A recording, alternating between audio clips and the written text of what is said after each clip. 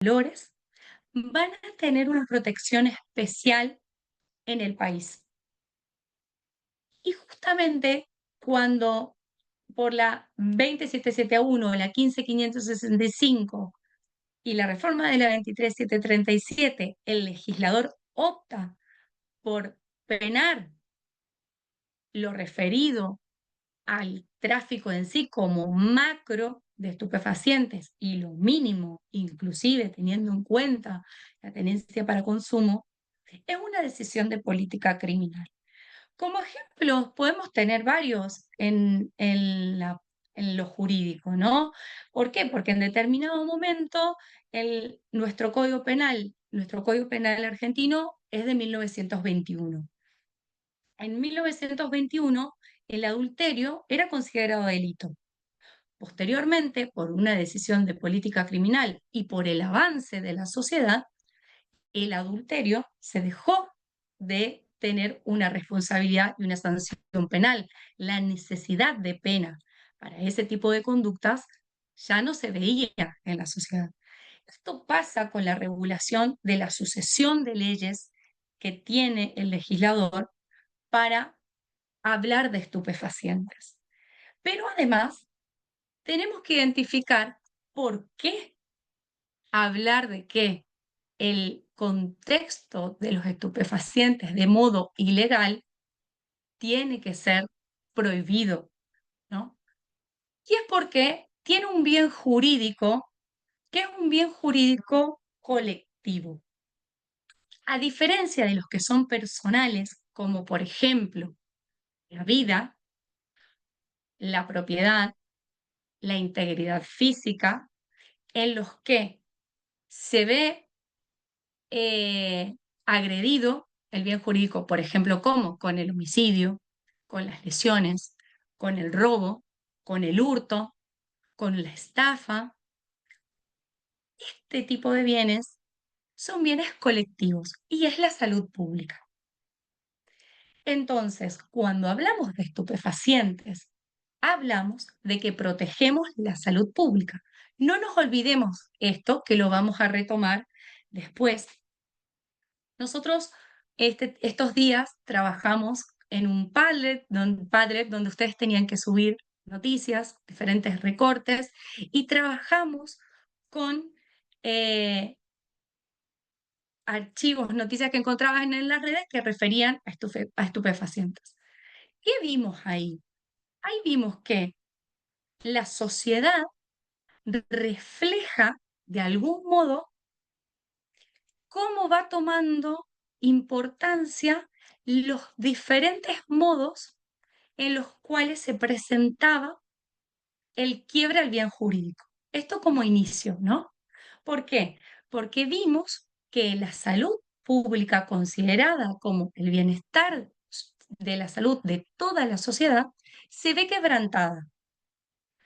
Hay algunos tipos penales en el marco de la 23737, y lo vamos a analizar casi al final de la clase, que se ven poco comprometidos o ve poco comprometida la salud pública. Y uno de esos casos es la tenencia de estupefacientes para consumo. Ahora, retomando. La 23737 en el artículo 40 refiere al concepto de estupefacientes. Esa definición está dada por el legislador. El legislador establece en el artículo 77, en el Código Penal, distintas definiciones.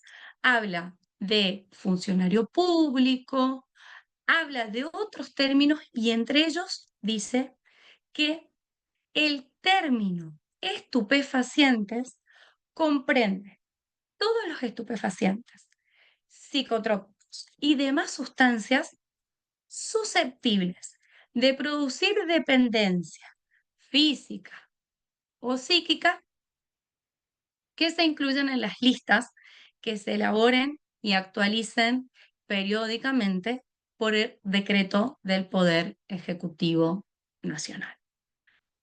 ¿Y esto por qué? Esto es lo que se conoce en el derecho penal como una ley penal en blanco. ¿Qué implica? Que el legislador sienta un concepto y lo remite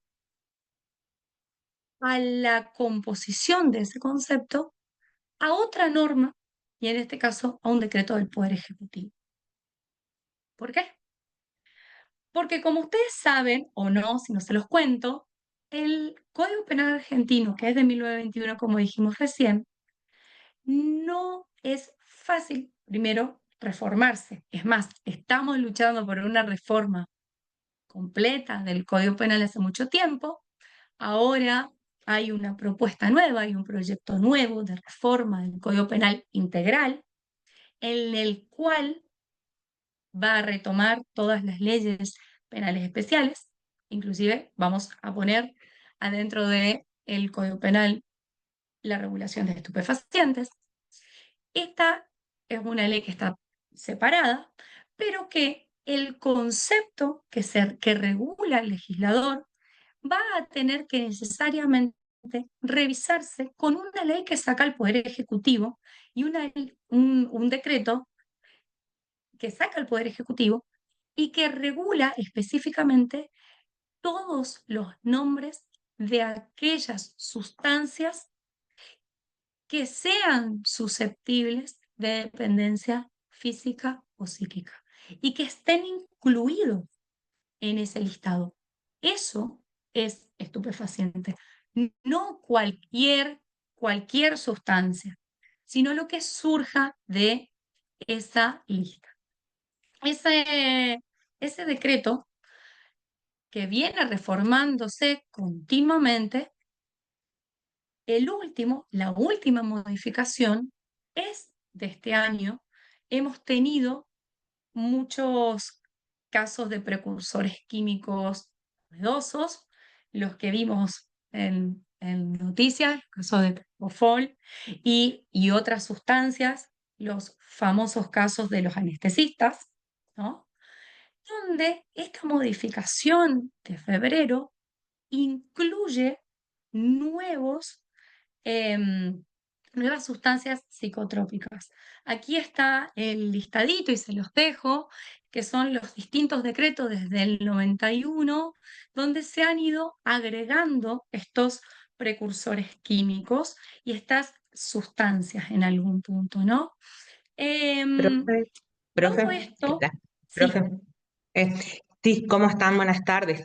Como para acompañar esta mirada que está presentando la profe Estefanía, tenemos que tener presente que esta lista es una enumeración taxativa y lo que sucede también a partir de esta mirada que se introduce desde el derecho es que si existe alguna modificación, como suele suceder, porque obviamente a medida que se va determinando el carácter de alguna sustancia que viene a quedar englobado en esta norma, comienzan a generarse variantes y esas variantes no quedan comprendidas y puede que estén ocasionando, sean tóxicas, que estén actuando a nivel, digamos, del sistema nervioso y todo, afectándolo, pero sin embargo, al no estar comprendidas, en esos casos quedan fuera de la causa, de poder trabajarse como estupefaciente, porque la norma delega esa característica o esa caracterización, mejor dicho,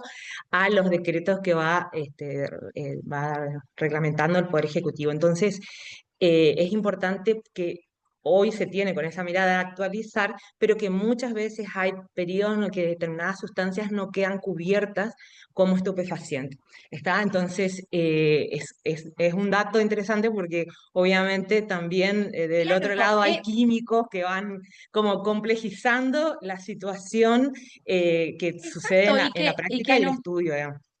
Sí, Exacto, y que nos queda un momento, así como dice Gabriela, queda un momento en el que probablemente alguna de las sustancias tenga esta dependencia física, psíquica, produzca eso en la sociedad, pero que no lo veamos reflejado en la jurisprudencia, digamos, no veamos condenas por eso, porque claramente no está regulado. Y vamos teniendo esta lista que se va este listado de sustancias se va adecuando a la evolución misma de la sociedad y obviamente a proteger esa evolución que dan las sustancias que van generando la dependencia, ¿no? Y que todo esto tiene que ver, ¿no?, con lo que va informando el Cedronar y también la DGA de lo que se consideran estupefacientes. Es en esa evolución y yo siempre digo que es muy importante trabajar en estas mesas, en estos equipos interdisciplinarios, claramente, porque primero, acá nos encontramos con un bien jurídico que es la salud pública y que nadie puede desconocer al día de hoy el flagelo que es el narcotráfico en la sociedad, el flagelo que provoca el estupefaciente en la sociedad. Entonces, muchas veces venimos desde lo jurídico como corriendo desde atrás, ¿no? Porque nos encontramos con esa necesidad de protección del bien jurídico que se ve afectado de algún modo. Entonces, y en esto de la mezcla de sustancias que no son esos derivados que están, ustedes hoy entran en internet y cargan listados de precursores químicos de sustancias, ley 23737, el Poder Ejecutivo Nacional larga una lista terrible de la cantidad de sustancias. Pero como decía Gabriela, es una lista claramente taxativa. O sea, si no está ahí, no es considerado estupefaciente. Y no podemos dar respuesta desde el Estado a una sanción jurídica, ni desde la mera investigación. ¿Por qué? Porque un fiscal no puede avanzar en una investigación técnica, ni siquiera las fuerzas de seguridad, muchos de ustedes que los veo ahora que están algunos con las cámaras prendidas y reconozco algunos nombres, muchos de ustedes tampoco pueden avanzar en una investigación si no existe esa sustancia regulada. Podemos encontrarnos que la investigación empezó por algo, ¿no? Puede ser, puede pasar que una investigación empiece por marihuana base, ¿no? En nuestra zona, en la zona de Corrientes, la zona del norte del país, tenemos una zona de triple frontera. En las investigaciones surgen estupefacientes de todo tipo y cada vez más drogas complejas. Ahora, lo común, lo base que nos vamos a encontrar es la marihuana, cannabis sativa o, ahora mucho más que antes, clorhidrato de cocaína. La cocaína era una sustancia que no se veía en nuestra zona. Una sustancia que tal vez pasaba, pero en los últimos años, 7 años atrás, la cocaína es una droga que ya no es más de tránsito en la zona del norte, ¿no? Entonces, vemos cómo también hace que la evolución de las técnicas de narcocriminalidad requieren la evolución constante de la actualización del listado de precursores químicos, necesariamente. Bien, no basta con que esté en esa lista. Debería ser que si está en esa lista, sea susceptible de producir la dependencia física o psíquica en la persona. Finalmente, si está en esa lista es porque esto sucede. Entonces, no basta esa mirada administrativa, técnica, de escritorio del decreto del Poder Ejecutivo, que esté ahí, como yo digo siempre, necesaria, de mesas colaborativas, sino que además esa sustancia tiene que tener la capacidad de producir una dependencia. ¿Y cómo hacemos para determinar esta dependencia del estupefaciente? Es necesario la realización de un peritaje. los peritos determinan en el análisis de esa sustancia encontrada que puede ser de, así como vimos en el PAL de todas las noticias de los distintos secuestros, de esos secuestros, tenemos que determinar que esa sustancia arroje un resultado que se cuantifica, ¿sí? Tiene una cuantificación de esas propiedades psicoactivas del material secuestrado. Se puede contar, se puede contabilizar, ¿sí? Esa propiedad que hace que sea psicodependiente la persona y además porque uno puede sacar, obviamente, cuántas dosis umbrales en un peritaje, cuántas dosis umbrales sirven esa cantidad de estupefaciente encontrado y eso se traduce también en un valor y en un valor económico, ¿no? Entonces, tenemos que mirar esto. Para que sea estupefaciente, vamos al concepto que tiene que generar entonces esa sustancia, primero que tiene que venir del listado del Poder Ejecutivo y que además sea susceptible entonces de producir esta dependencia física o psíquica en la persona. No cualquier sustancia entonces. ¿Y cómo lo determinamos? Lo determinamos a través de una pericia que va a cuantificar esas propiedades psicoactivas. Desde lo jurídico, nosotros en tribunales necesitamos ineludiblemente de esa pericia, del material hallado. ¿Por qué? Porque es lo que me va a determinar qué sustancia es. Generalmente, como vimos en todas las noticias, eh, esa droga secuestrada, ese estupefaciente secuestrado, se le hace un test. Ese test se denomina narcotest y que en la mayoría de veces ese narcotest tenemos dos posibilidades más rápidas de hacerle, que comúnmente era lo que le decía, o da positivo para cannabis sativa o da positivo para clorhidrato de cocaína, ¿no? La mayoría de ustedes tal vez lo ha visto, pero eso genera en un test rápido manchas rojas o manchas azules. Y eso es lo que se necesita de la parte jurídica, fundamentalmente para tener la prueba.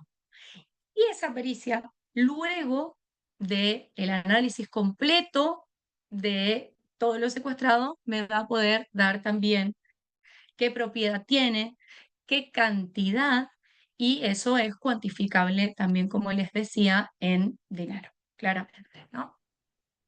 Profe, Bien, le agrego ahí algo sí, también, que en el caso, por ejemplo, de que estemos hablando de muestras, por ejemplo, de cocaína, etcétera, esto que le decía la profe, también, por ejemplo, el grado de pureza nos da a nosotros la posibilidad de pensar que estamos ya aproximándonos digamos, al centro de la organización, o si esta tiene sustancias de corte, a lo mejor estamos hablando de más acercándonos al narcomenudeo, digamos. Entonces, esa cuestión de no solamente de pesar, sino que después se hace un estudio en el laboratorio, a posteriori, de ver cuál es la pureza, el grado de pureza, tiene que ver con ese tema, por un lado.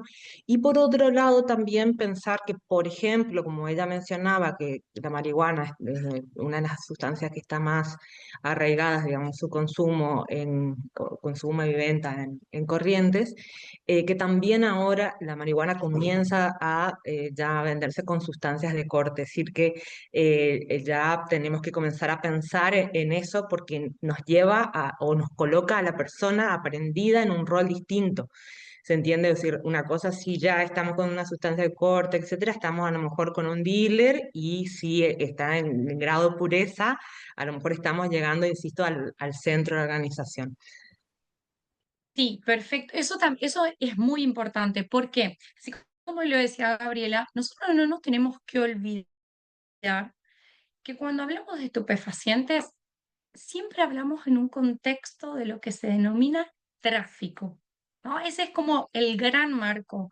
Y a partir de ahí, los diferentes análisis que van surgiendo de cada caso en concreto, vamos a ver cómo se subsume, y acá viene una parte que trabajamos siempre en derecho penal y un poco más abstracto, ¿cómo hacer para definir que tengo una conducta que está tipificada o no?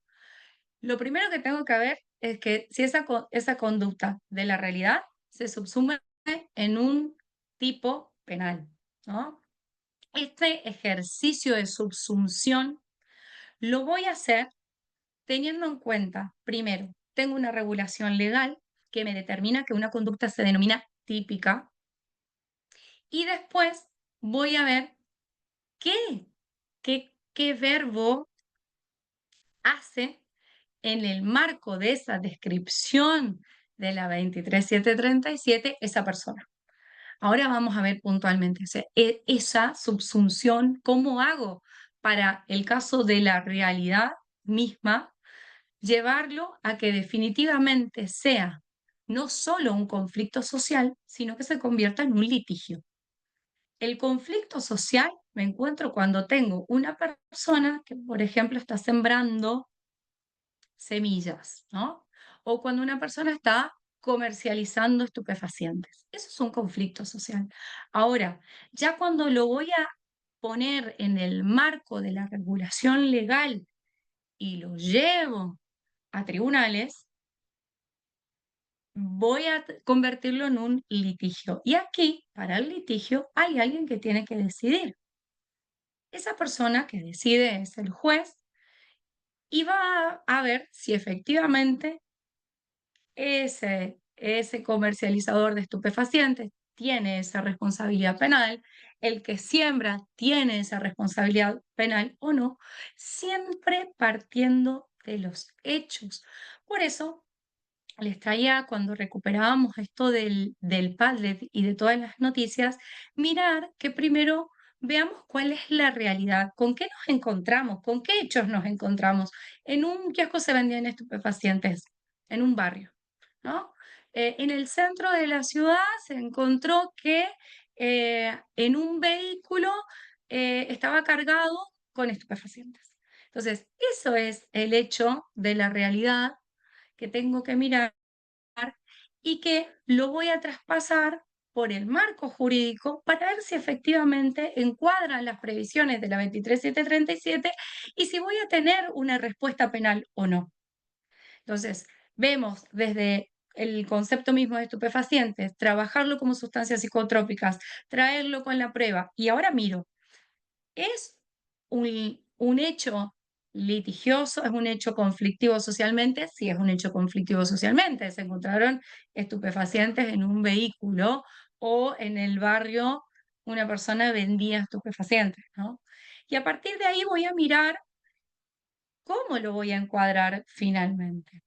El artículo 5 de la ley 23737 establece las figuras más comunes, en realidad establece varias conductas, ¿no? Pero las figuras más comunes de lo que yo denomino, de lo que se denomina tráfico de estupefacientes en sí, son el comercio, el transporte de estupefacientes, la tenencia de estupefacientes, que puede ser tenencia simple o tenencia para consumo. Esas son como las figuras más destacadas, lo que más se ve en definitiva en tribunales, ¿no? Y la regulación del artículo, a ver que acá no se va a ver bien ahí, vamos a ir por aquí. La figura base del artículo 5 dice que será reprimido con prisión de 4 a 15 años de prisión y multa de 45 a 900 unidades fijas. Y ahora, ¿cómo se determina la multa? Vamos a ver un poquito eso también. Pero en principio, tenemos que mirar que la escala penal es de 4 a 15 años para estos delitos que son los más comunes en tribunales, ¿no? Em, Algo que quiero recordar y que lo vamos a retomar al final de la clase, la competencia y el juzgamiento para juzgar estupefacientes es una competencia federal. O sea que esto en su gran mayoría, ya vamos a ver qué pasó con el narcomenudeo, en su gran mayoría vamos a receptarla en el ámbito federal, ¿sí? Entonces, el artículo 5 establece la pena de 4 a 15, para algunas situaciones se agrava, pero además, esto es una conjunción de penas alternativas, de penas conjuntas, perdón, es la pena de prisión y una pena de multa, ¿sí? Entonces tenemos de 4 a 15 años más lo que implica 45 a 900 unidades fijas. ¿Qué son las unidades fijas? Las unidades fijas se determinan con el valor de los formularios, de los precursores químicos y, en definitiva, la mínima siempre es 45, que hoy tiene un valor elevadísimo, así que tenemos, las penas de multa son muy elevadas. En algún momento, en el Tribunal Oral Federal de Corrientes, lo que se había optado era por establecer una pena fija para la multa. En general, las penas en todos los tipos penales, en el de homicidio, en el de robo, en el de trata de personas, en el de lavado de activos, tienen penas que se denominan, eh, em, que tienen un mínimo y un máximo, ¿no? Que nos encontramos con esto de 4 a 15 y no son penas tasadas. Si fuera una pena tasada, yo diría que el homicidio tiene una pena de 15 años, por ejemplo. Eso es una pena tasada, que esté fija. Ahora, la mayoría de los tipos penales tienen penas que van en una escala de un mínimo y de un máximo. Y aquí el juez toma una de las teorías que se denomina teoría del espacio de juego y que va a optar, en el caso en concreto, por qué pena, en definitiva, aplicarle al imputado de acuerdo al grado de su culpabilidad.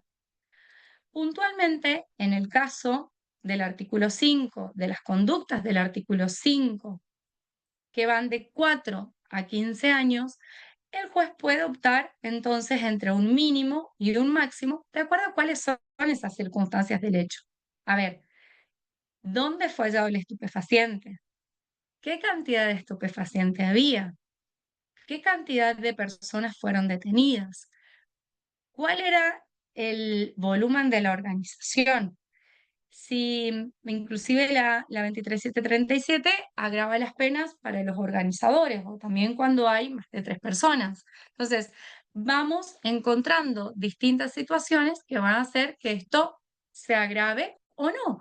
Muchas veces pasa bien, eh, que el juez determina que hay situaciones, por ejemplo, nos hemos encontrado con situaciones de vulnerabilidad, en este caso muchas veces vulnerabilidad de género o por género, y que se han logrado acuerdos para llegar o a un cambio de calificación legal o a una pena que tiene que ver con una pena en suspenso o a una pena que sea del mínimo de 4 años y que sea, si bien es de cumplimiento efectivo, pero que pueda tener una morigeración, es decir, que tenga una prisión domiciliaria, con permiso para salir a trabajar.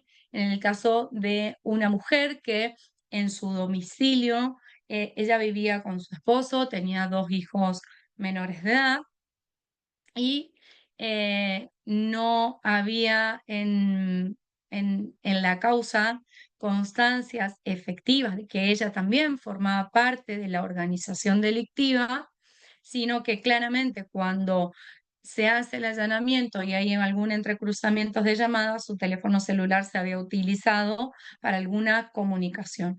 En ese caso, sí había y algún indicio de responsabilidad penal, había indicios de responsabilidad penal, pero no eran suficientes como para aplicar, por ejemplo, una pena de 8 años, de 15 años. Se aplican las penas mínimas y en ese caso la Fiscalía logró un acuerdo con una pena diferenciadora, la tenencia simple, donde tenía una pena en suspenso y esa persona tuvo una condena que fue en suspenso, cumplió sus condiciones y luego eso es como que se da cumplida esa situación. Pero también nos ha pasado otras situaciones en las cuales se dan algunos puntos de vulnerabilidad que vamos a retomar en las clases subsiguientes, en las cuestiones de género, en las cuales hubo una condena, por ejemplo, hubo una condena de 4 años o de 5 años, y puntualmente en un caso en el que además la mujer era sostén de hogar desde su propia casa, em, y se le otorgó una morigeración de prisión, en ese caso, con sus hijos menores. Tuvimos algún caso donde les contaba que se le permitió inclusive salir a trabajar. Y teniendo en cuenta algo muy importante que no podemos perder de vista. La aplicación de pena en el sistema penal tiene la finalidad de que la persona se resocialice. Hay diferentes teorías, pero hoy en Argentina la ley de ejecución de pena privativa de libertad tiene como punto central la resocialización del imputado condenado. Entonces, muchas veces el contexto hace ver al juez que esa persona no necesita resociabilización, pero sí es necesaria la aplicación de pena porque atacó un bien jurídico, en este caso el bien jurídico, salud pública. Entonces, teniendo en cuenta cuál es el fin de la pena, la aplicación del mínimo legal es válido, y si esa persona aún así ya estaba resocializada porque encontró otro trabajo, porque no tuvo actividades, no tiene antecedentes, y se puede mirar desde ese punto de vista, se ha logrado distintas modalidades o morigeraciones en el cumplimiento de una sanción efectiva. Ahora bien, desde el tipo penal entonces dijimos, tenemos esta sanción de 4 a 15 años más la multa. ¿A quién? La primera opción es a quien siembre o cultive plantas o guarde semillas, precursores químicos o cualquier otra materia prima para producir, fabricar estupefacientes o elementos destinados a tales fines. A ver, no cualquiera que tiene una plantita de marihuana en su casa que de vez en cuando arma un cigarrillo para fumarse, es este que siembra y cultiva y guarda semillas, ¿no? No nos tenemos que olvidar que estos tipos penales se enmarcan en la cadena de tráfico. Tenemos que encontrar una plantación de marihuana para poder aplicar verdaderamente el artículo 5.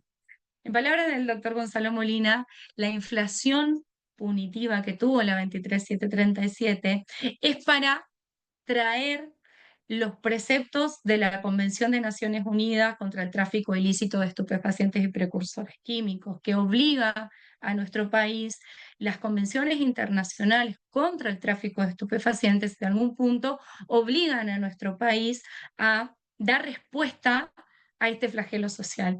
Pero el que tiene una planta de marihuana en su casa, no va a la cadena de tráfico ni va en contra de la salud pública. Ahora vamos a mirar un poquito también eso de que tienen su poder estupefacientes para el consumo, ¿no? O sea, todas estas conductas, las del artículo 5, los agravantes, los tenemos que mirar siempre con un macro objeto. Hay que ver la cadena de tráfico. Tiene que pertenecer a esa cadena de tráfico. Después en el punto B, en el inciso B, es el que produzca, fabrique, extraiga o prepare estupefacientes. En estos casos, incluiríamos los que producen aceite de cannabis, ¿no? Que hoy en día, inclusive en la provincia de Corrientes, tiene su laboratorio oficial de aceite de cannabis.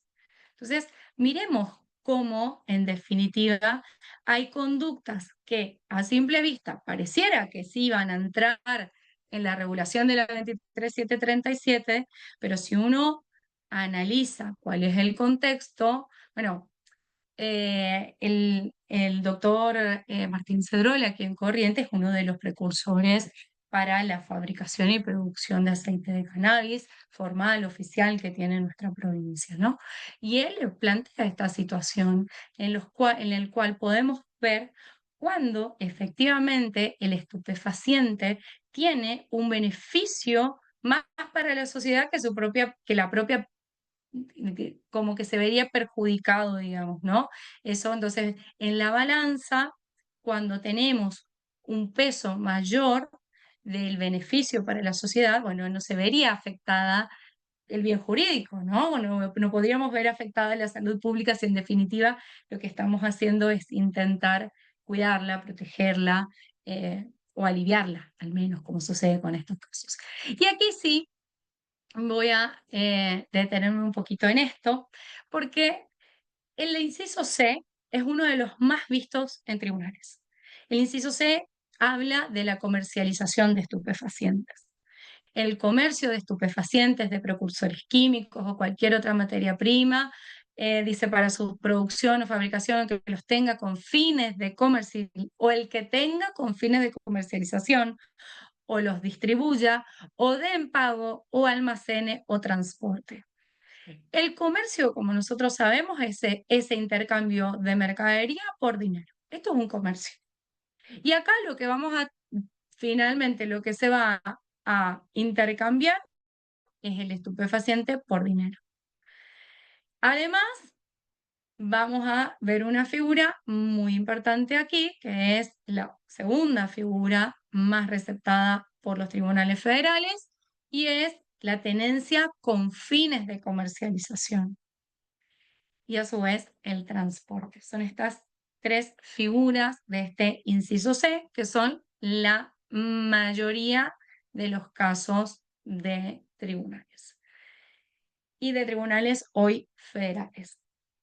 Este comercio de estupefacientes implica, primero, que es la base, en definitiva, de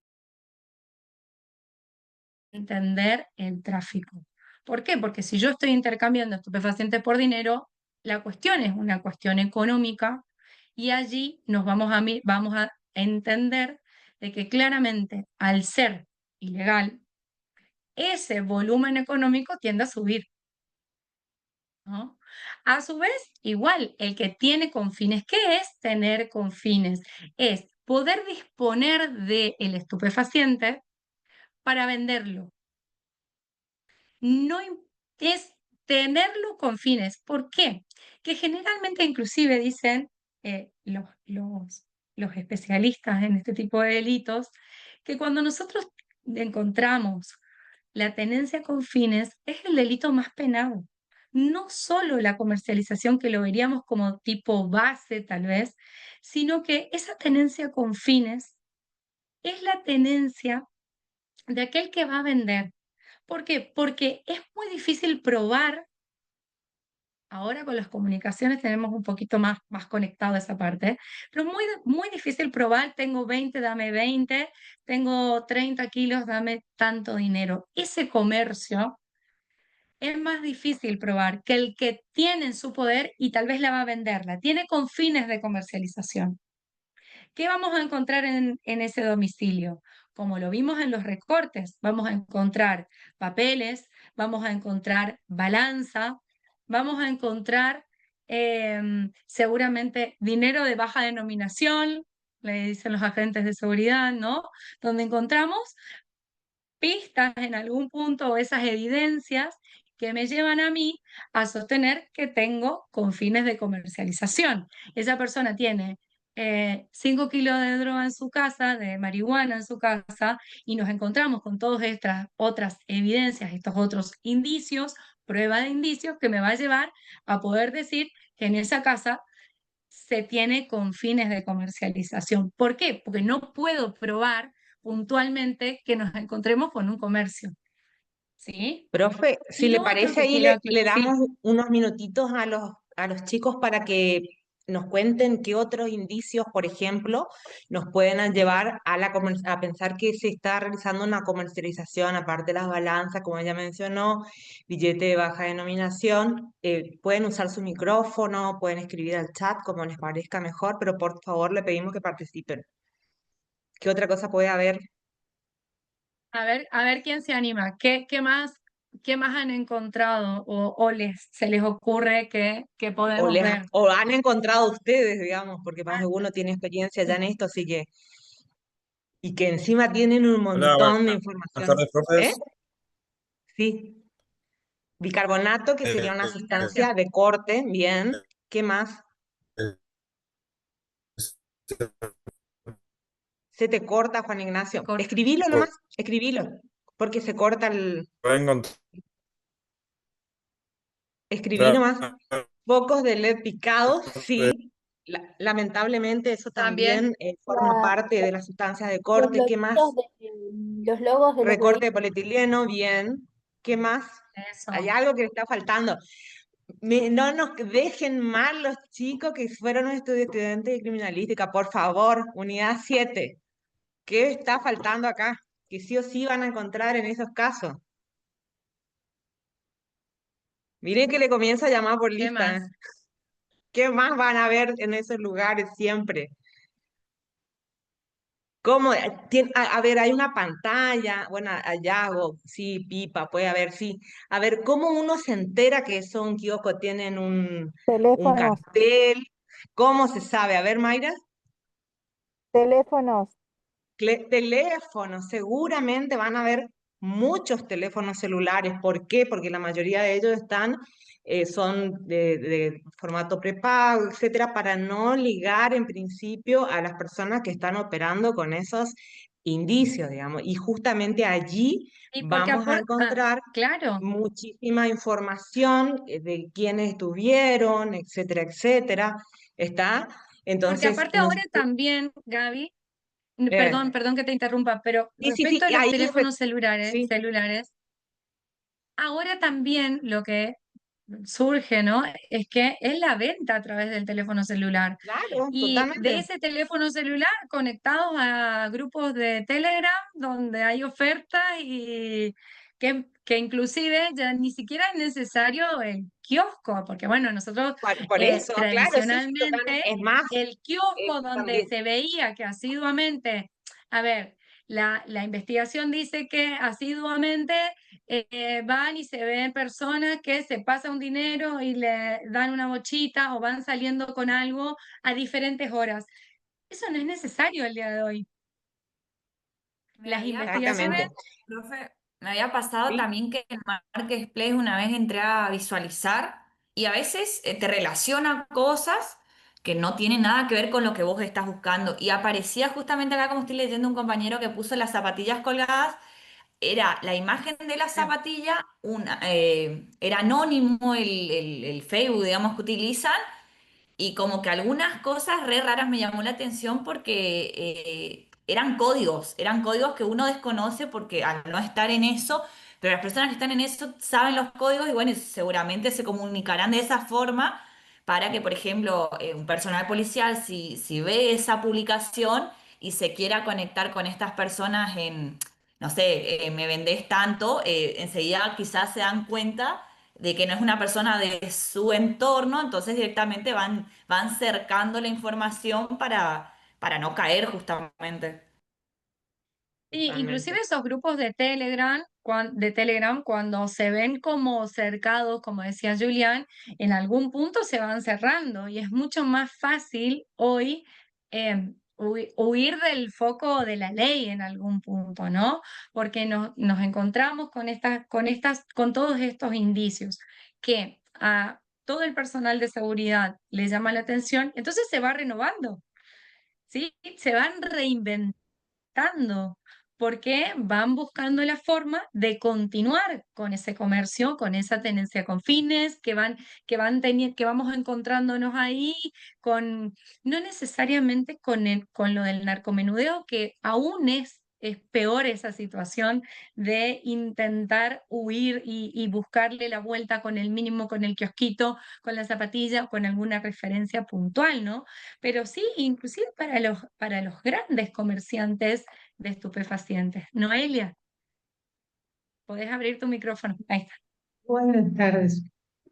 Buenas tardes. Mi pregunta es, ¿cómo hacen para, si son tan anónimos los teléfonos y se encuentran tantos teléfonos en un domicilio, cómo hacen para acreditar eh, que esa llamada tenía que ver con esa persona o con qué persona? Porque no va a estar identificada una línea telefónica, supongo yo. Porque a ver, yo voy a contar desde la experiencia cómo se hace en tribunales. Nosotros Eso me recibimos interesa. nosotros recibimos una investigación y lo que se hace es, generalmente la fuerza de seguridad viene con una pista, ¿no? La Policía Federal, la Gendarmería Nacional, las fuerzas federales o la Policía de la provincia ahora para el narcomenudeo, ¿no? Pero vienen con una pista de algo, generalmente son denuncias anónimas. El vecino que está cansado de que le vengan todos los días al lado de su casa muchas personas y sabe que se vende droga, denuncia. Entonces, se parte de una denuncia anónima, que en el kiosco de la esquina de Cartagena y Medrano en Corrientes se vende droga, ¿no?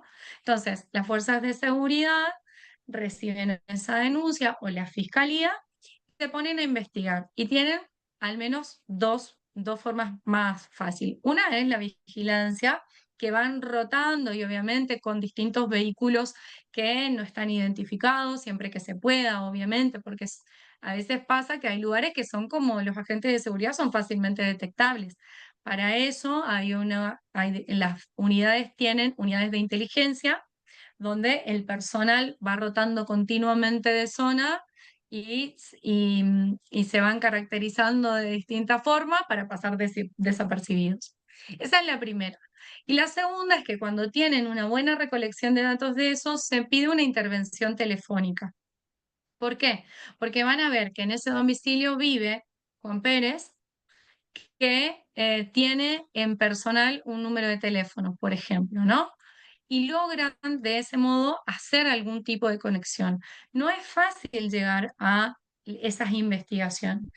A partir de ahí surge de esa comunicación, puede ser, inclusive puede ser que van a intervenir un teléfono de una persona de la madre que vive ahí en esa casa y logran con ese análisis de comunicación llegar que el hijo en realidad es el que está recibiendo droga de otro contacto. Se analiza ese otro contacto también y se pide la intervención de ese otro contacto. Y empiezan a verse cruzadas de llamadas en las que van surgiendo distintas informaciones. Cuando la fuerza de seguridad obtiene el primer dato, ya le pide la intervención al fiscal o a la parte o al juez. Generalmente ahora en Corrientes, desde el 1 de diciembre del año pasado, rige el Código Federal Acusatorio, donde el que dirige la investigación es el fiscal. Entonces, se le noticia al fiscal y se le pide la autorización para este franqueo de comunicaciones, para cruzar las llamadas y para poder hacer escuchas. Las escuchas son escuchas que pueden ser, si viene como muy grave la cosa, son escuchas en directo, donde hay personal de la Fuerza de Seguridad que está escuchando ese teléfono todo el tiempo. Hay organizaciones en las cuales ya, a ver, los agentes de inteligencia tienen como ya marcado algunas grandes organizaciones de los lugares. Entonces, por ejemplo, se sabe que determinada organización tiene su célula, su núcleo en la ciudad de Goya. Y ahí van haciendo, si eso se está esperando o se tiene un dato a través de alguna de esas cruces de llamadas de que se está esperando, por ejemplo, algún cargamento, entonces se hacen escuchas directas y se está esperando el dato un poco más concreto. Seguramente acá los alumnos que pertenecen a la Fuerza de Seguridad podrán aportar alguna cuestión, si esto es así o no, me van a desmentir o no. Y después la otra son las escuchas diferidas, donde van buscando información en los distintos teléfonos. Eso se desgraba y se hacen informes para la justicia y queda en el expediente. El expediente generalmente son papeles, son hojas donde se van desgrabando. Inclusive hemos tenido esa transcripción, tiene que ser lo más fidedigna posible, ¿no? ¿Y qué viene acá? Es que la fuerza de seguridad en esa veracidad de las comunicaciones tiene que hacerlo lo más certero de lo que va escuchando, ¿no? De lo que escuchó en diferido, porque se va grabando y alguien viene y escucha ese CD y desgraba. Inclusive me ha pasado que en una causa de trata de personas con origen en la ciudad de Goya, tenían intervenidos los teléfonos y estaban escuchando a una persona que era tartamuda. Y la fuerza de seguridad desgrabó tal cual. Así que tengo 3 cuerpos de escuchas, porque bueno, obviamente la persona tenía esa condición, que hablaba de ese modo y que entonces iba sumando a la grabación. Y a partir de ahí iban surgiendo líneas de investigación. Eso fue un caso de trata, pero en los casos de drogas, la misma persona que va hablando, por ejemplo, así como ustedes decían de que, como decía Julián, nos encontramos con alguna imagen para que dé la pauta de que estaba hablando de droga. Bueno, las comunicaciones son, tengo 2 kilos de dorado para mañana. ¿Y surubí no tenés? Entonces van identificando que ese grupo que comercia estupefacientes identifica el dorado con marihuana y el surubí con cocaína. Entonces, la conclusión de los miembros de la fuerza de seguridad era que esta persona en esa oportunidad, con este número de teléfono y con este número de teléfono, que le hablaba un alias, por ejemplo, le estaba hablando Pepe Botella y le decía que esta vez no tiene surubí. Entonces, así van surgiendo los distintos entrecruzamientos para llegar a esas personas. No es fácil una investigación de narcocriminalidad porque siempre está el carácter del ocultamiento, ¿no? Y de poder, y de ahí cómo los agentes de seguridad con la inteligencia no nos olvidemos también de que la legalidad es muy importante, porque todos los derechos constitucionales que tenemos las personas, entre ellos la propiedad, la intimidad, se ven franqueados, ¿no? Se ven quebrados en este punto. Entonces la fuerza de seguridad tiene que tener la previsión de que por más que tenga un dato, no puedo ir a meterme a esa casa, no puedo franquear la comunicación si no pido una autorización. Primero, en este caso, en el proceso acusatorio, al fiscal o al juez. El fiscal va a mirar y va a tomar los datos de indicio y las resoluciones claves las saca el juez, ¿no? Entonces, en ese contexto, la investigación criminal para los casos de narcocriminalidad son complejas, porque aparte los agentes se ven expuestos todo el tiempo. Pareciera que no, pero la persona que se dedica al comercio de estupefacientes, a ver, yo soy secretaria de tribunales y me dedico a estudiar delitos complejos. Estudio lavado de activos, trata de personas, narcocriminalidad a gran escala y estudio para eso. Y claramente que la persona que vive de otra cosa va a estudiar y va a tener la habilidad para llevar adelante esas otras tareas, ¿no? Entonces, bueno, nos encontramos con esa situación en la cuestión del comercio y la investigación. Quiero hacerles una referencia antes de que hagamos un cortecito, puntualmente al transporte de estupefacientes. El transporte, de acuerdo a la definición del diccionario, es el traslado de una cosa de un lugar a otro. Pero esto no es así simple el transporte de estupefacientes, porque aquel que tendría 2 cigarrillos de marihuana, los pone en su bolsillo y sale del baño a la cocina, estaría haciendo el traslado de un lugar a otro. Y esto ya tiene otra valoración. ¿Por qué? Porque es una escasa cantidad, porque está en su intimidad.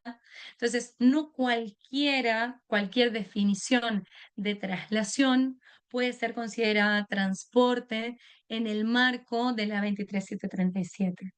Este traslado de un lugar a otro se tiene que enmarcar, como les dije, como todas las conductas del artículo 5 de este inciso C de la 23737 en la cadena de tráfico.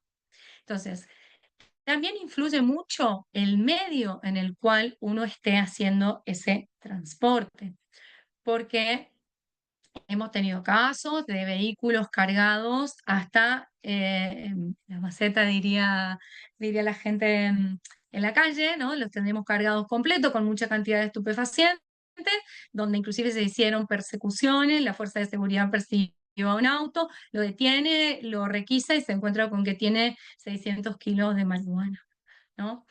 Eso es un claro transporte, es una traslación de un lugar a otro, hay una cantidad suficiente.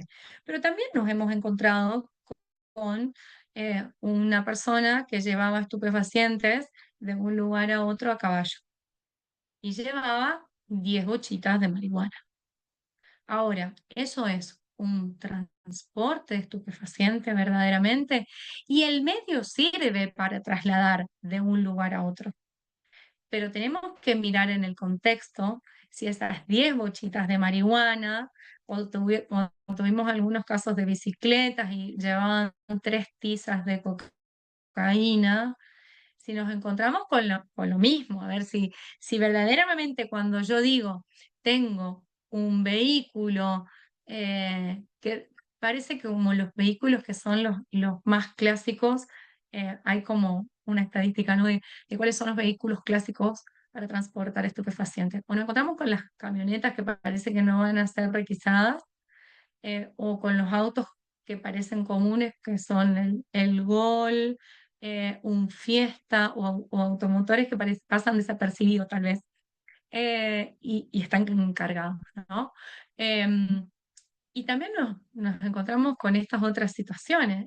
Ahí en el Gol, que tenía cargado 600 kilos, no tenemos dudas de que encima ese vehículo lo venían siguiendo, en este caso concreto que cuento como ejemplo, lo venían siguiendo, lo seguía la fuerza de seguridad, etc. Ahora, ya cuando tenemos una bicicleta que lleva 3 tizas de cocaína de una esquina a 5 cuadras, bueno, tengo que mirar si eso efectivamente es un transporte. El medio utilizado es un transporte, la bicicleta es un transporte, o en el caso del dealer a caballo, ¿no? Que llevaba las bochitas. Ahora, ¿eso es efectivamente un transporte o encuadra en otra de las conductas, o es tener con fines de comercialización? Que me parece mucho más adecuado al contexto a los que nos encontremos, y no llevarlo ya a un transporte a lo que verdaderamente implicaría transportar estupefacientes en una cadena de tráfico de estupefacientes. ¿Sí? Nos vamos un ratito, hacemos 5 minutos de corte, Gaby, ¿te parece?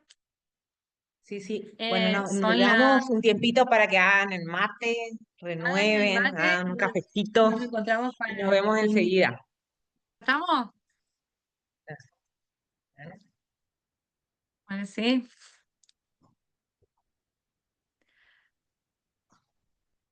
Eso, nos vamos sumando, nos vamos sumando. Digamos la segunda parte.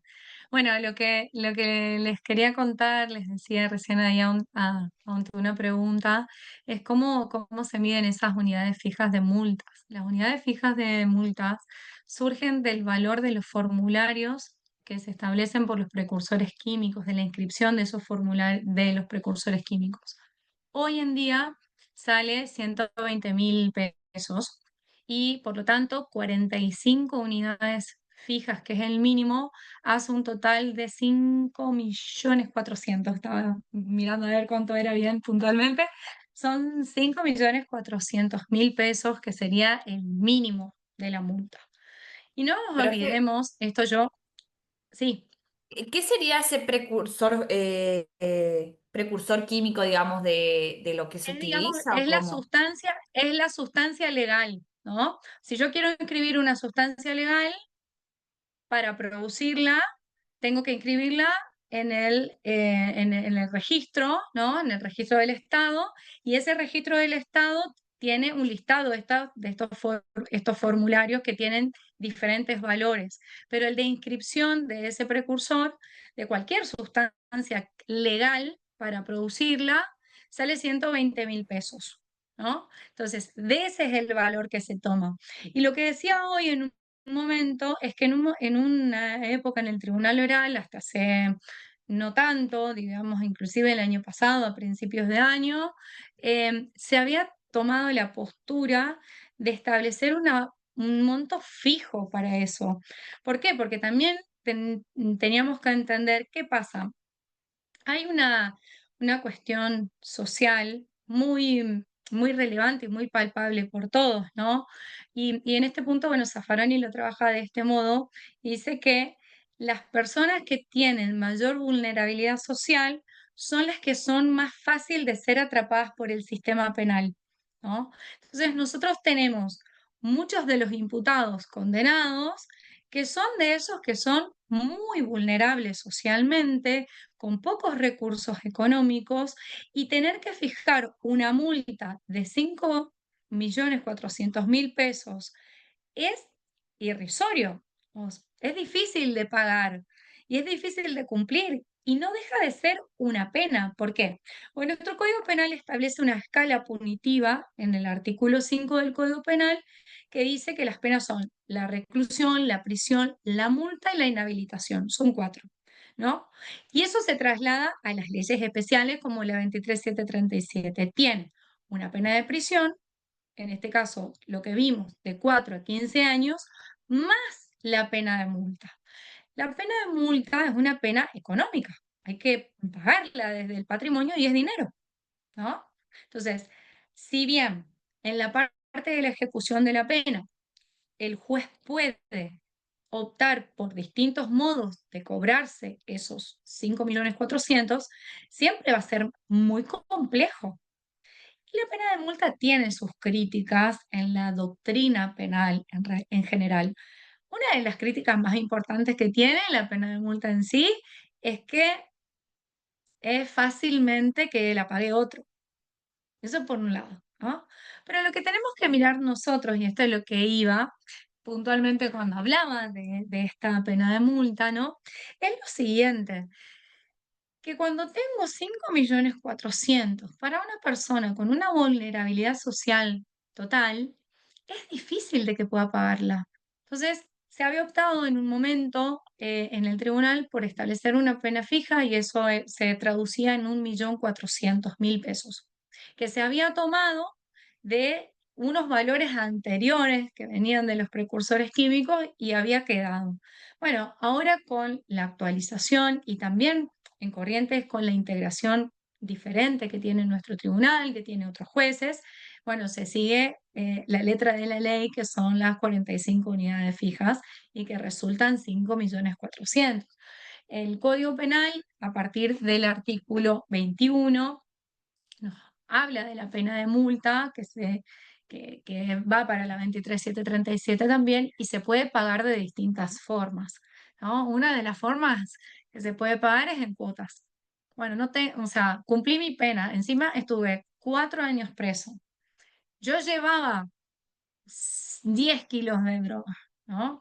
Estuve 4 años detenido y tengo que pagar 5.400.000 para que se agote mi pena y poder quedarme libre en ese caso. Voy a tener antecedentes, pero voy a quedar libre, ¿no? Y bueno, entonces, ¿cómo se hace? Se cubre ese monto en algunos casos de distintas formas. Se puede pagar en cuotas, se puede obtenerlo de alguna pensión, subsidio o de lo que reciba. El juez puede ordenar que se vendan algunos bienes y poder cubrir eso, o si no, también puede sumarse hasta 1 año y medio más de prisión para poder cubrir el monto de la multa, ¿no? Pero, Entonces, y hay eso, formas. y eso, ese Sí. valor tan elevado, porque eso estamos hablando de un solo detenido, y no sé, póngale el caso de hay tres con esa misma cantidad, ese dinero, ¿a dónde va? ¿O qué se hace? ¿El juzgado federal qué hace con ese dinero? va a una cuenta de la Corte Suprema de la Nación. La Corte Suprema tiene de distintas cuentas. Nosotros manejamos dos en tribunales, una es para los pagos de multa de 23.737 y otra para las tasas judiciales. O sea, por el juzgado esa parte no pasa, va a las arcas de la Corte, es decir, a uno de los poderes de nuestro Estado, va al Estado. En teoría, lo que estaría bueno que se haga es que eso de algún modo vuelva a la sociedad y que las mesas colaborativas para trabajar el problema de la droga funcionen, de que nosotros hemos tenido inclusive desde nuestro tribunal tiene una posición en algún punto de devolverle a la sociedad em, algo del daño que ha hecho el delito. Una de las cosas que se hizo desde nuestro tribunal es que en una causa por 23.737 por comercio de estupefacientes se comercializaba en una casa, entonces como la casa era el centro de distribución, o sea, había almacenamiento, distribución, comercialización, estaban todas las figuras ahí, se decomisa ese bien. Al decomisarse ese bien, el Estado tiene que hacer algo con eso. Entonces, nosotros lo que hicimos en esa oportunidad es destinarlo a una asociación, a una organización que se encarga de las personas que son dependientes de estupefacientes, ¿no? Entonces, para atender a esas personas y en algún modo devolver o colaborar, o sea, ese producto del delito que se transforme en algo que a la sociedad le sirva, ¿no? O sea, pero bueno, también son casos como muy aislados, ¿no? No es que nosotros tenemos en el tribunal un volumen muy grande de detenidos por 23.737 y también de bienes decomisados y también de multas que se pagan y de dinero en general, digamos. Pero bueno, algún caso aislado hemos tenido que se ha podido lograr esa devolución a la sociedad de eso. ¿No? O de un modo más directo, porque por ahí, bueno, tal vez nosotros lo vamos a ver con otro tipo de financiamiento de organizaciones que se dediquen a esto, a colaborar con esto, pero no lo vemos puntualmente así directo, ¿no? Y en este caso se pudo hacer de modo directo, ¿sí? Bueno, vamos a ver un poquito más, Doctora, le hago una pregunta. ¿sí? Ustedes son los que deciden, usted como fiscal es la que decide qué destino se le da, en este caso una vivienda, parece que era, o al dinero que se decomisa, no que se decomisa, sino que se secuestra, el dinero que se secuestra como producto por ejemplo, en el caso del narcomenudeo, es bastante el dinero que se secuestra. ¿Son ustedes los que deciden qué fin darle al dinero? Porque ese Primero, dinero no para se va hacer a... una aclaración, yo te voy a explicar, no soy fiscal, soy secretaria de Ah, tribunal y participo en la decisión que toman los jueces. O sea, puedo sí, contar desde quién decide el juez. ¿Por qué? Porque tiene que haber, primero, para que una persona sea responsable del delito de narcotráfico en cualquiera de sus formas que vimos, comercio, tenencia con fines, transporte, la siembra, cualquiera, tiene que haber una sentencia condenatoria. Esa sentencia condenatoria comprende la pena de la persona, ¿no? Que va en este caso de 4 a 15, la multa, y además puede comprender dos cosas más. Puede comprender el decomiso de los bienes, que está establecido en el artículo 23 del Código Penal, y para la 23.737, que es toda la legislación de drogas, puede comprender también una medida curativa para la persona que comercie o que esté involucrada en esa responsabilidad con cualquiera de las situaciones.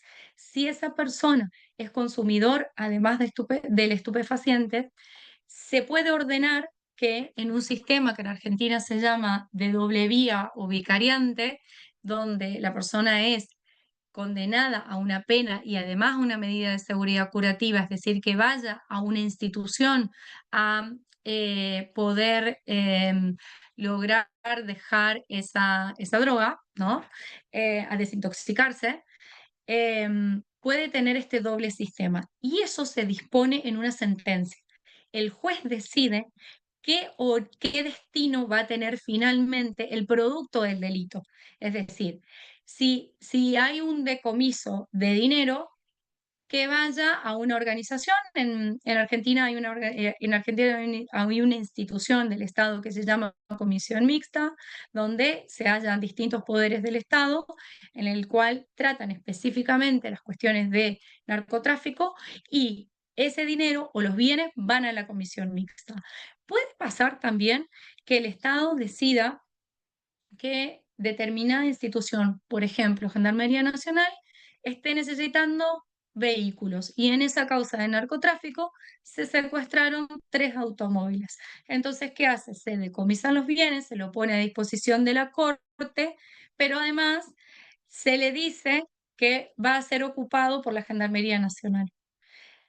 Puede ser como en este caso que vimos, que era un domicilio y que se le otorgó. En casos que están relacionados con drogas, como por ejemplo el delito de lavado de activos, el delito de lavado de activos tiene que tener un delito precedente, que generalmente es el narcotráfico, y que se intenta blanquear de algún modo en la sociedad ese dinero.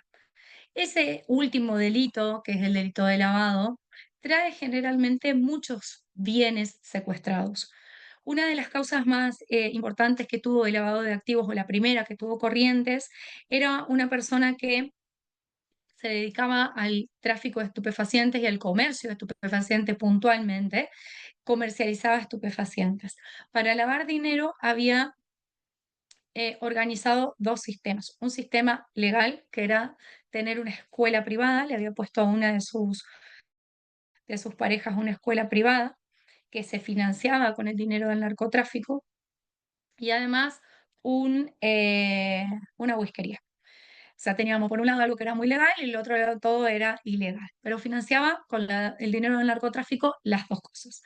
Cuando se descubre esta organización delictiva, que se descubre que la droga financiaba esos dos lugares, obviamente que se clausura la whiskería, hay una causa por la whiskería, pero ¿qué se hacía con esa escuela privada que tenía una matrícula de alumnos y que seguía funcionando? Entonces, se optó por ponerle un interventor mientras duró el transcurso del proceso penal, y luego, cuando se dictó la condena, el Tribunal Oral de Corrientes le entregó esa escuela al arzobispado de la provincia de Misiones, en este caso porque estaba en Misiones. Se devolvió en algún punto a la sociedad ese objeto del delito, pero que estaba inserto en la sociedad misma y que seguía funcionando. ¿Sí? Así que el que decide en definitiva cuáles son o cuál es el destino de los bienes del delito es el juez, ¿no? Bien, vamos a ver si avanzamos un poquito, entonces, porque quiero hablarles de... Estos son, en el artículo 5, son las otras conductas que también están reguladas. Como dijimos, actividades ilícitas con plantas o semillas, suministro o facilitación de estupefacientes. También vamos a ver que el atenuante es por el consumo personal, que si bien no está referido específicamente en el artículo 5, inciso C, sino que se refiere al 14, pero también vemos los agravantes profesionales que están en el 5. Ahora, esto acá quiero que veamos qué pasa con la tenencia de estupefacientes para consumo. La idea generalizada que surge de los medios de comunicación es que el consumo de estupefacientes no está penado, que cualquiera puede consumir estupefaciente y no tiene una pena. Y esto no es verdad. El artículo 14, segundo párrafo de la 23737, tiene una pena de 1 mes a 2 años de prisión, que cuando una persona que se encuentra en estupefaciente, la escasa cantidad, demás circunstancias, surgen inequívocamente que la tenencia es para uso personal. O sea, el consumo de estupefacientes en nuestro país está penado. No podemos apartarnos de eso. Ahora, ¿qué pasa cuando esta situación legal choca con un principio constitucional, que es el establecido en el artículo 19 de la Constitución Nacional, que específicamente dice que las acciones privadas de los hombres que de ningún modo ofendan al orden y a la moral pública ni perjudiquen a un tercero están solo reservadas a Dios y exentas de la autoridad de los magistrados, ¿sí? No podemos no podemos dejar de tener en cuenta este artículo de la Constitución y su choque en algo normativo con la ley. Acá tenemos algo que en el derecho penal denominamos principio de reserva. En este caso, el principio de reserva establece que las restricciones a los derechos no pueden provenir de cualquier norma, sino de la Constitución Nacional, y que hay una esfera en la intimidad de la persona y su autodeterminación en la cual la ley no puede meterse. Nosotros podemos elegir dos modos de manejar un Estado. Podemos tener un Estado pastor o un Estado gestor. Esto nos dice el doctor Luis González lo siguiente: cuando yo tengo un Estado pastor, es aquel Estado que dirige a sus ciudadanos y los moldea a su imagen y semejanza. Yo le voy a dar la orden a los ciudadanos de a cada paso de lo que está permitido y de lo que está prohibido. Sin embargo, cuando tengo un Estado gestor como el que tenemos nosotros, le vamos a dar a las personas los parámetros para poder conducir su modo de vida, pero voy a tener que tener en cuenta que solo voy a poder aplicar la ley penal cuando no afecte, cuando afecte a terceros. Sin embargo, si no afecta a terceros mi conducta, solo quedará a Dios para el que cree, de acuerdo a lo que dice la Constitución, y reservado de los magistrados. No se van a poder meter, inmiscuir en el camino de vida que elija cada uno. Porque no tengo que perder de vista lo que iniciamos con la clase con lo siguiente. La ley 23737 establece la regulación de la prohibición de estupefacientes en general. Cuando yo hablo de cuál es el bien jurídico protegido, ese bien jurídico es la salud pública. Entonces, claramente, si yo tengo un cargamento de 600 kilos de marihuana, y bueno, la salud pública se va a ver afectada. Pero si yo tengo 2 cigarrillos de marihuana en mi poder, la salud pública bajo ningún punto de vista se puede ver afectada. Pero tengo que mirar cómo. ¿Por qué?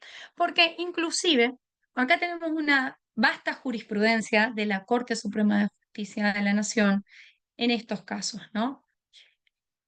La Corte en el fallo Colavini, que es anterior a Basterrica. Basterrica es del 86, 87 tengo acá. La Corte sostuvo siempre, antes de Basterrica, con Colavini, que la tenencia de estupefacientes para consumo afectaba la salud pública porque si nosotros miramos al último de la cadena de tráfico, hay alguien siempre que está para arriba. Entonces, había que en algún punto penalizar igual al último de la cadena para poder llegar en algún punto a los de arriba. Ya con Basterrica, la Corte sostiene que el principio de reserva establecido en el artículo 19 impide que las leyes de anterior grado, 23737, se inmiscuyan en el modo de vida, en esa elección que hace cada uno al consumir un estupefaciente, ¿no? Esto la Corte lo repite en el 2009 cuando hablamos del fallo Arriola, ¿no? En el que fundamentalmente, Anda, levanta porque ya además y echaste la galletita. porque además la Corte lo que hace es la Corte lo que hace es tener otra jurisprudencia en el medio. Después de Basterrica fue un fallo clave en esta situación. En el medio estuvo el fallo Capalvo, donde la Corte vuelve a Colavini, vuelve a trabajar, a retomar que claramente en la persecución al consumidor podíamos llegar a las grandes empresas narcocriminales. Y luego, en el 2009, con el fallo Arriola, esto vuelve a tener otra trascendencia, pero aparte porque en el 2009 yo recuerdo que las placas de crónica decían se despenalizó el consumo de marihuana. O sea, a ver, cuando nosotros podemos entender cómo funciona la jurisprudencia en nuestro país, no sacaríamos esa placa, ¿no? La Corte Suprema de Justicia de nuestro país no dicta soluciones obligatorias para los ciudadanos, no modifica la legislación. O sea, nosotros podemos pensar que hoy en día, para un caso en concreto de una persona que esté en una plaza solo a las 3 de la mañana fumándose un cigarrillo de marihuana, si bien está prohibido, pero no lesiona ningún bien jurídico, podemos aplicar el principio de reserva y por economía procesal, probablemente el juzgado que lo recibe, y porque me ha tocado alguna que otra vez hacerlo, se dicta un sobreseimiento por principio de reserva. Ahora, ha pasado que en el marco entre la vigencia de Basterrica, la caída de Capalvo, posteriormente con Arriola, en la Cámara Federal de Apelaciones de Corrientes le tocó resolver sobre un caso en el cual había una familia muy vulnerable que vivía en las afueras de una ciudad, en las afueras de la ciudad acá de Corrientes, y que en un habitáculo donde estaban madre, padre y dos hijos menores, encontraron 30 cigarrillos de marihuana en una pava. En ese habitáculo vivían todos juntos. Entonces, ahí, ¿qué pasaba? La persona que era el dueño de la casa decía que eran para su consumo y pudo determinar, pudo probar que era consumidor. Ahora, en ese fallo, la Cámara sostiene que no podemos determinar solamente por la escasa cantidad cuando una persona tendría en su poder para consumo, sino que hay que mirar también el contexto. ¿Por qué? Porque teníamos dos menores de edad conviviendo en el mismo espacio y que claramente la salud pública, si no era de toda la sociedad, era de esos dos menores en conjunción con el interés superior del niño, y teníamos una violación a otros principios constitucionales y supraconstitucionales que me daban que efectivamente, si bien había tenencia para consumo, no se podía aplicar el principio de reserva y esa persona tenía que ser sancionada con las penas establecidas en el artículo 14, segundo párrafo. Pero entonces, miramos esto, ¿por qué? Porque la jurisprudencia de la Corte no es obligatoria y en plena vigencia de Arriola, la Cámara, en plena vigencia se dice, ¿no? Cuando estaba en pleno auge el fallo Arriola, nos encontrábamos con que teníamos estas otras situaciones en las cuales, si bien hay tenencia para consumo, no siempre va a ser aplicado este principio de reserva. Si bien es la regla, nos encontramos que en el caso en concreto y en el análisis de todos los datos que teníamos de la realidad, teníamos una responsabilidad, ¿no? Y no solo era amparable con el principio de reserva. Estoy viendo que hay algunos comentarios. Sí, el que necesite o quiera, abra el micrófono. Acá hay comentarios de Santa Fe, el dinero vuelve al Estado, los bienes se subastan.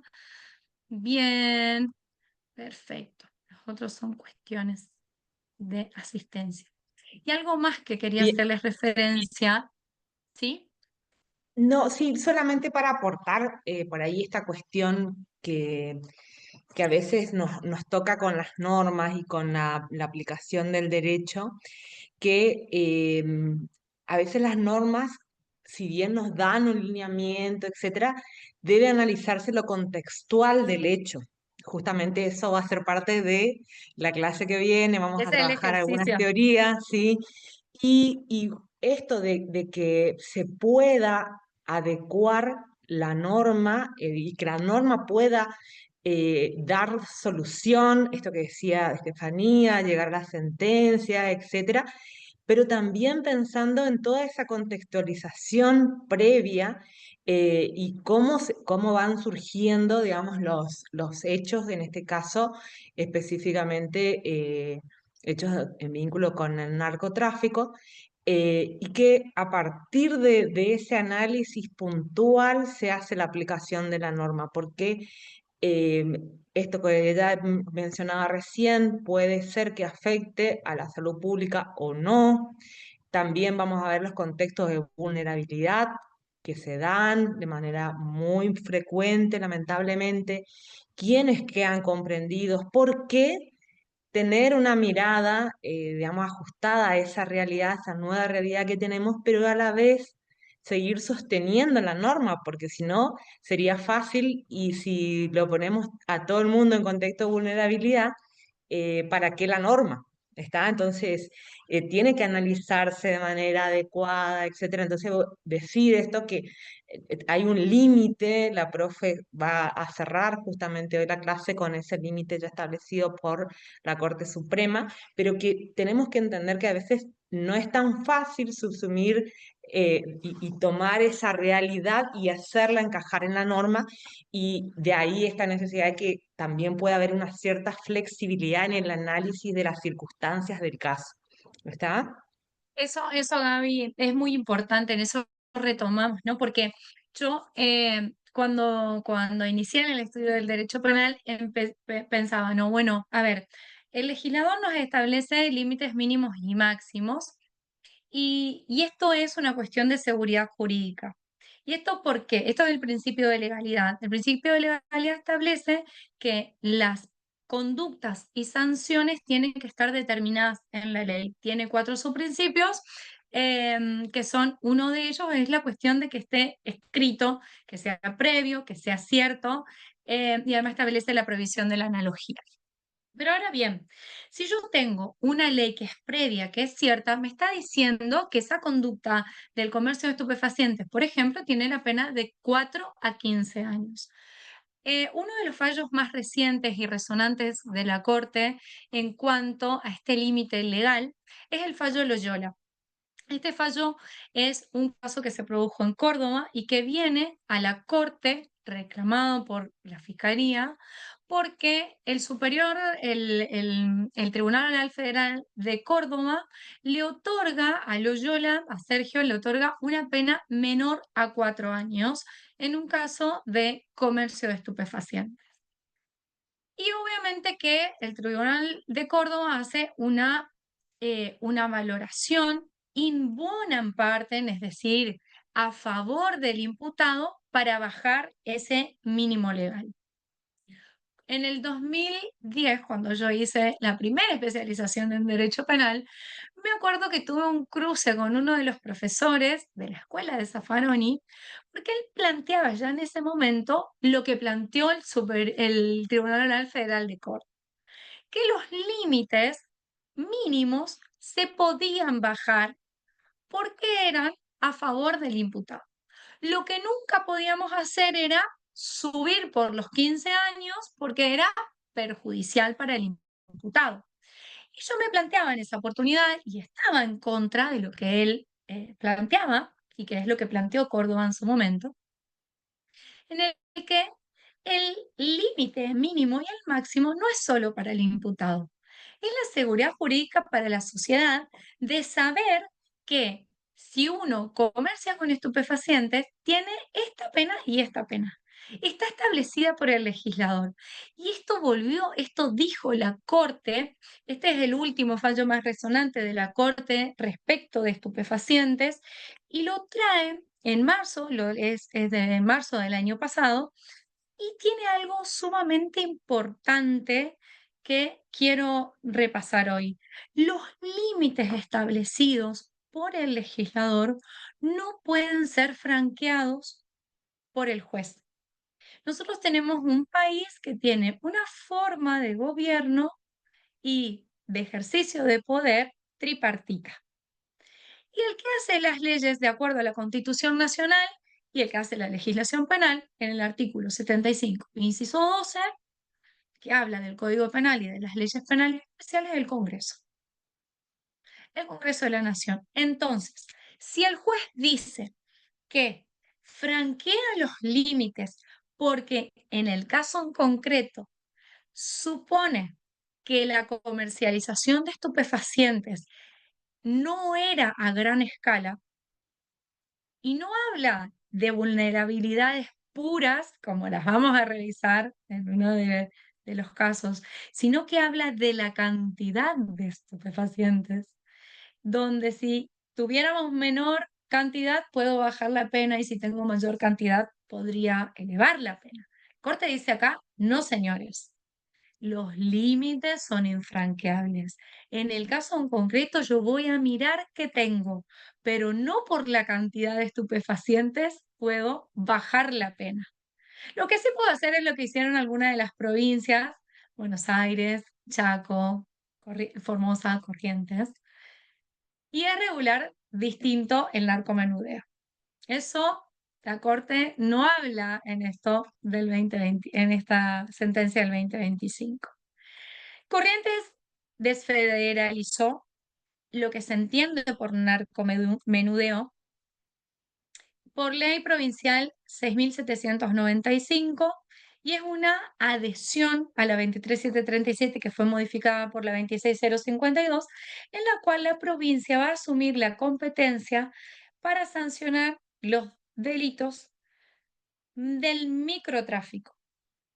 Pero esto tiene una explicación porque inclusive nuestro fiscal federal general el fiscal general federal de Corrientes hizo su disertación en- en la Cámara de Diputados, en el Congreso acá de la provincia, ¿no? Y él explicaba de que muchas veces las herramientas más eficaces son las que tiene la policía de la provincia porque llegan más rápido, porque son los que conocen mejor los barrios, porque son los que conocen mejor los centros de comercialización. Como les contaba, eh, Corrientes tiene ya más de 50 casos de narcomenudeo desde que empezó a regir la ley, porque se dictó en diciembre y empezó a regir el 1 de febrero, empezó a aplicarse el 1 de febrero. Y la primera sentencia ya fue en marzo, se da en el interior de la provincia, y inclusive es un caso de tenencia simple en el cual se hicieron un acuerdo abreviado por tres años en suspenso. Entonces, las herramientas que tiene la provincia con las instituciones más cercanas son las que propician la investigación y la buena resolución de los casos de narcomenudeo, donde la escasa cantidad hace que se determine que son narcomenudeo, que es un narcomenudeo, ¿no? No sé, nos encontramos con 500 gramos de marihuana, las bochitas distribuidas, el dinero acá como vemos así, las balancitas chiquitas, el dinero en poca cantidad, los kiosquitos que son los más habituales. Entonces, la policía de la provincia tiene la fuerza más adecuada porque llega más rápido. No es porque no vamos a dejar solo los federales para los grandes casos, no, pero porque además creo fehacientemente, fervientemente, de que debe haber una mesa colaborativa entre la policía de la provincia y las fuerzas de seguridad nacionales. ¿Por qué? Porque el microtráfico o el narcomenudeo, vamos a ver bien esa diferencia también, la vamos a recuperar. eh, no, Eso tiene que estar en contacto directo con las fuerzas nacionales, porque muchas veces son la puntita que se ve del iceberg, de lo que está Ahí yo viniendo les hago una de pregunta, profe, macro. aprovechando esto y justamente estos dos órdenes que ahora van a tener que trabajar sobre un objeto, nada más que en un caso de narcotráfico y en otro narcomenudeo. Tiene sus ventajas, como dice la profe. ¿Por qué? Porque desde la policía por ahí se tiene esta posibilidad de conocer de manera de tener un contacto más directo, etcétera. Pero ¿cuál sería su desventaja si no se hace una mesa de diálogo? Tal lo está comentando la profe. ¿Cuál podría ser la desventaja que se va a plantear? ¿Qué les parece a ustedes? A usted le estamos preguntando, Ante la cualquiera. inexperiencia de los profesionales, podría cometerse falencias en los procesos de trabajo. Bueno, esa podría ser una, pero eso se soluciona con la capacitación y con la experiencia. En un tiempito ya podemos, digamos, estar ajustados a la realidad. Pero hay algo más grave. Profe, creo que ¿No puede puede ser Sí, ser la interferencia en una investigación con la otra? también, o no sea, sé si trabajar en tanto coordinado interferencia. Creo que va a pasar otra cosa si no hay No una cuenta con mesa de diálogo. no puede, ¿Qué va a cuenta puede pasar? con las ser, herramientas, profe. no cuenta, la provincia no cuenta con todas las herramientas necesarias para, ¿cómo se dice? Contener todo eso que tiene que ver con el narcomenudeo, póngale, como tiene el juzgado federal, que aparte ellos ya están preparados hace mucho tiempo para este tipo de delitos. La provincia no. Y Profe, la doctora dice que, Está ay, sin no escucho. micrófono, Gaby. Ahí está. Perdón. Ahí decía yo, recuperando lo que decía María Teresa, entonces, si nos faltan todavía elementos, como decía Lexi, todavía nos falta experiencia, entonces, ¿qué puede suceder si no se arma esa mesa de diálogo? ¿Qué es lo que va a pasar? ¿La provincia qué va a hacer y qué va a quedar haciendo este juzgado federal? Van a trabajar de manera aislada y eso es lo que no se puede hacer Aislada. porque si no, vamos a estar con un compartimento solamente trabajando en narcomenudeo, pero no vamos a ir a la esencia que es el narcotráfico. Entonces esas mesas de diálogo deben existir.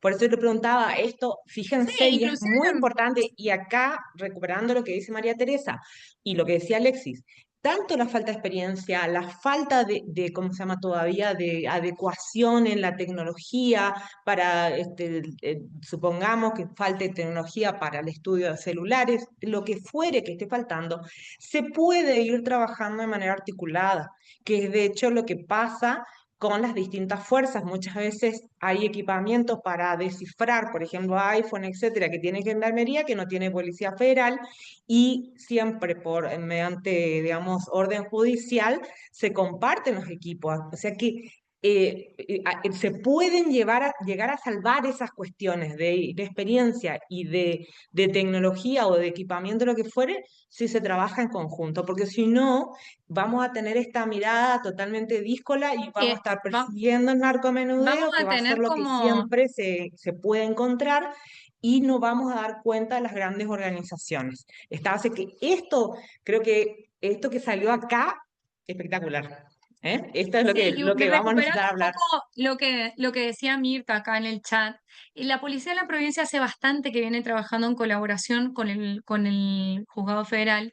¿Por qué? Porque nos encontrábamos a veces que la policía de la provincia tenía una orden de allanamiento para buscar una moto por robo y en ese lugar había droga, digamos, ¿no? Entonces, bueno, colaborativamente se trabajó siempre durante mucho tiempo. Y ahora lo que sucede es que la policía de la provincia sí tiene esas herramientas, a mi criterio, más cercanas, pero que no tenemos que dejar de hacer esas mesas colaborativas para que, ¿por qué? Porque se nos va a filtrar situaciones que van a pasar.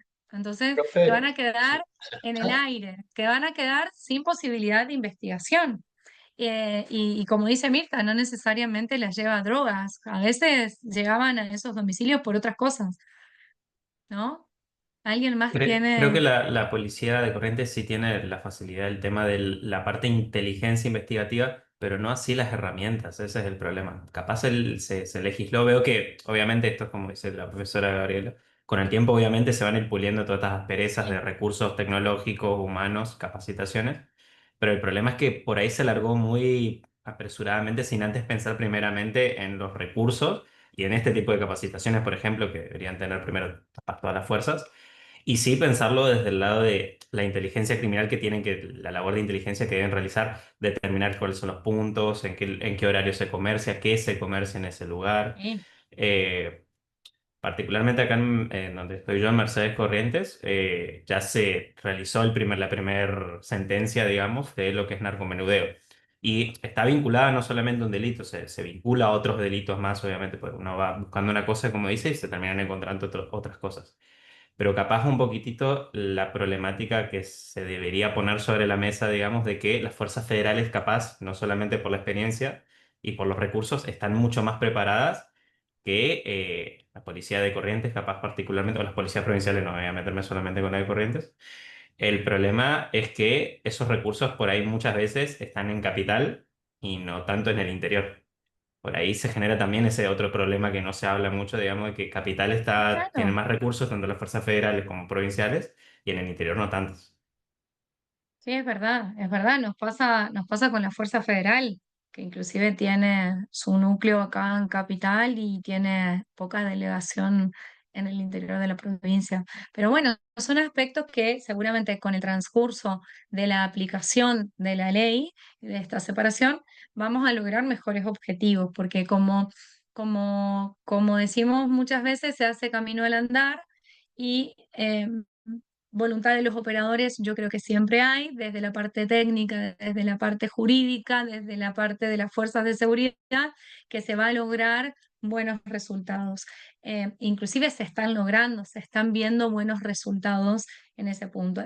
Así como lo dice Alexis y como lo refleja Mirta y algunos otros comentarios que vi recién, con escasos recursos.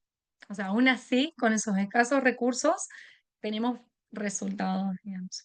Pero bueno, por mi parte, eso es todo. No sé si queremos, Hay una Gaby, pregunta ahí en el chat, profe. a ver, no vi la última. ¿Cuál es el límite que hace que pase de ser microtráfico a narcocriminalidad?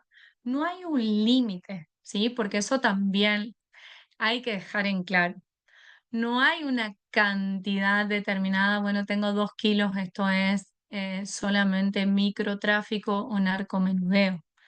Em, las circunstancias de la investigación me van a dar a mí la pauta si tengo microtráfico, narcomenudeo o macrocriminalidad en estupefacientes. Como por ejemplo, qué voy a encontrar, si tiene conexiones, si no tiene conexiones. Em, Porque si puedo encontrar, bueno, si tengo una investigación que arroja 2 kilos de marihuana, por ejemplo, podría llegar a ser microtráfico. Ahora, si está conectado con una macroorganización, pero justo a Juan Pérez le encontraron 2 kilos, y bueno, eso no es competencia de la provincia. No se preocupen que van a tener un material interesante para leer Vamos a y ahí ver, vamos a ya terminar vamos, ya. de avanzar con esta temática. Por una cuestión de respeto al feriado, le vamos a habilitar el martes recién la actividad. Es una actividad sencilla, tienen 2 videos, le pedimos que visualicen porque son como, digamos, en alguna cuestión nos tienen que servir de disparadores, son videos súper cortos. Y la idea es que podamos recuperar, van a tener un, ¿cómo se llama? Un formulario Google donde van a poner su parecer. Necesitamos que pongan la mano en el corazón y digan lo que a ustedes les parece, porque esa mirada que ustedes tienen la vamos a trabajar a partir de teorías que están más bien vinculadas a lo criminológico y vamos a trabajar cuestiones que tienen que ver con la territorialidad y digamos, las vulnerabilidades y específicamente la mujer en el delito de narcotráfico. Entonces vamos a ir viendo algunas cuestiones. Esto es como para dar un marco, es decir, por esto mismo que hoy lo decíamos, que la ley muchas veces no resuelve todo y que el juez sí o sí tiene que analizar la circunstancia, el caso. Entonces es correcto que podamos ir viendo qué otras cuestiones hay que se puede ir desentramando, pero a la vez también pensar que la vulnerabilidad no habilita todo, ¿está? Porque si no se estaría cambiando la letra de la ley y no. no vamos para ese lado tampoco. ¿Está? Así que bueno, los dejamos porque nos pasamos ya 9 minutos. Descansen, que tengan un excelente Vamos a fin de retomar, semana. vamos a retomar lo que Eh, dice Cecilia en las próximas clases. Acá ella va a ¿Qué aportar dice? información y vamos a debatir un Ah, poco qué bueno, tiene que genial. ver con Igual, el límite de esto. dale, perfecto, lo que Vamos a puedan poder aportar. charlar. Nosotros desde el curso no queremos apabullarlo con tanto material, le dejamos 2 Eso, artículos nada más. Uno que tiene que ver con esto, que tiene que ver bien con cuestiones conceptuales para ir desentrañando el narcotráfico, narcomenudeo, narcocriminalidad, y después otro que hace alusión a estudios en vínculo con un modelo, que es lo que vamos a desarrollar en la clase del viernes. Entonces, es solamente para que tengan un sondeo, una idea y que no llenarlos de cosas y que podamos disfrutar de la clase más bien. ¿Está? Bueno, que tengan un excelente 25 de mayo, Día Patrio, y un lindo fin de semana largo. Nos vemos, profe. muy buen fin de semana para Carlito, Muchas todos. Gracias, nos gracias. que vemos estén bien, hasta prontito. luego. Chau, Chao, chau. chao.